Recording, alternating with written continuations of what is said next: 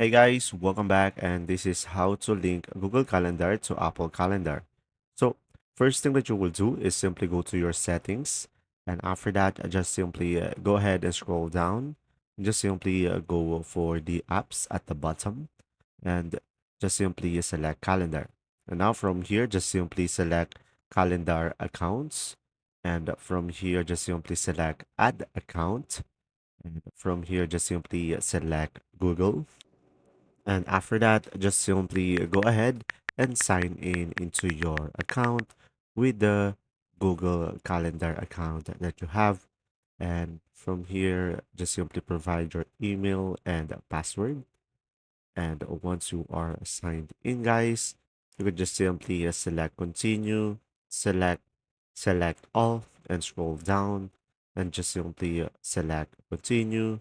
And from here, just simply go ahead and make sure the calendars is turned on, and you could also turn on the others like the mail, contacts, and notes, but most importantly the calendar is turned on.